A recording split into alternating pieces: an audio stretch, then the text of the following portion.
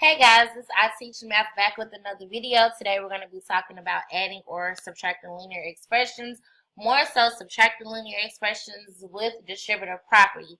So if you need a quick review on subtracting linear expressions, just watch the video straight through to see when I get to the point where you have to combine linear expressions and things of that nature. But my main focus is just to show you how to do this with distributive property, which is from my previous video.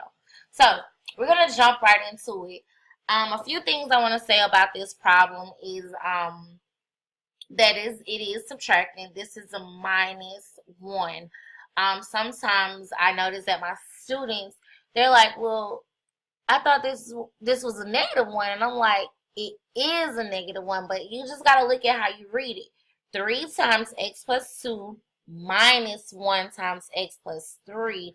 I'm not going to read the problem and say 3 times x plus 2 -1 times x plus 3. That just doesn't sound right. So that's how you got to think about it in that context. But this is, yes, this is subtraction, but this is also a -1. So we're going to jump right into the problem. Remember, in my previous video, we talked about distributive property and how I think I try to use the example of friends. You want to distribute your time to friends. That may have been a bad example, but I hope you got the picture. But I'm going to just go ahead. So we have 3 times x. I'm going to distribute the 3 to the x. Then I'm going to distribute the 3 to the 2. And I'm going to go ahead and just do the same over here. Draw my arrow. Distribute the -1 to the x. And then the -1 to the 3. So now I can go ahead and begin to simplify using distributive property.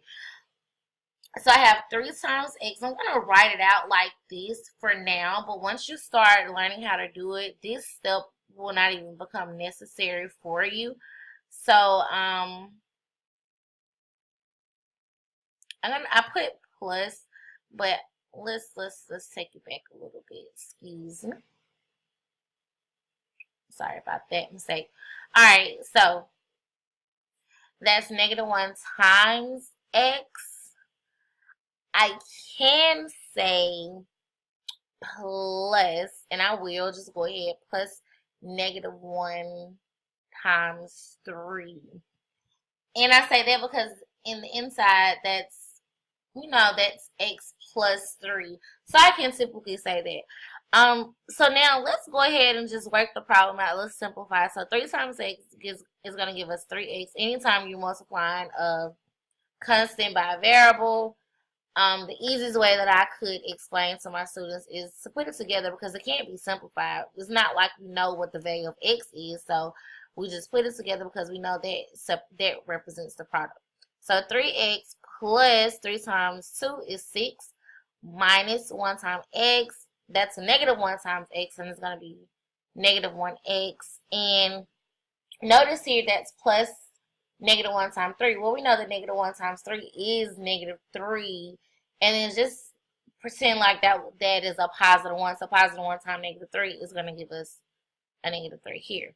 Now, this is a quick lesson for those of us that do not remember how to combine like terms. Keep in mind, when combining like terms, they have to have the same variable and the same exponent. In this case, it has the same variable x, and the exponent is understood to be a 1. From what we're looking at. So 3x, I'm going to just group them together so that you can kind of see what I'm doing. 3x minus 1. And then here, that's minus 1x minus 3. So that's a -3, but I'm going to look here. That's a +6. I'm just going to say plus 6 minus 3 because I'm just looking at the integers, honestly. I'm looking at the signs in front of these integers, and I'm just combining them together. And this is what I get. So 3x minus 1x is going to give us 2x. And then 6 minus 3 is 3. And it's going to be a +3 because remember your integer rules. And 6 is great. The absolute value of 6 is greater than the absolute value of 3. So that's going to be plus 3. Horrible handwriting. But the videos will get better. So the final answer is 2x plus 3. I am going to put a question here, and you guys can pause the video to check to see if you will get it correct. I am positive that you guys will get it correct. what I found in some of my students, we defeat ourselves before we even begin. So I just want to encourage you guys, just do it. Like, follow the example. Remember, you're trying to distribute time to your friends. Like, you want to make sure that you spend time, equal time with them, or maybe less. But yeah, go ahead and try the problem and pause the video and then come back and see what the results are. Alright, so we're back. Now, you have to distribute your 2. Let's try to see if we can use a different color.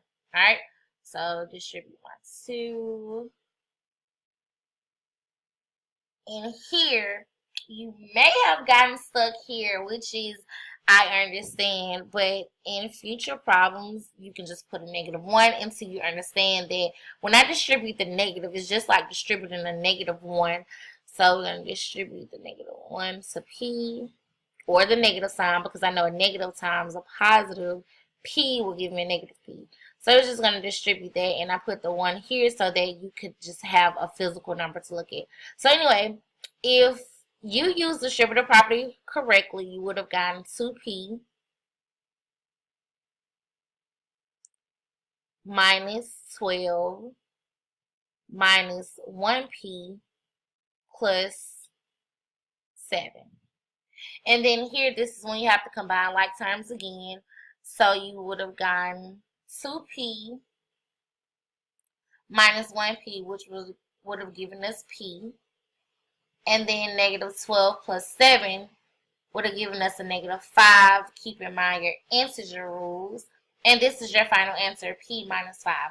I hope you guys enjoyed the video. The videos will get better by the day, but thank you so much for watching. Please don't forget to hit the subscribe button. If you have any questions or comments, please feel free to fill the comment section out below. If you're my student, just ask me in class. You guys have a great day.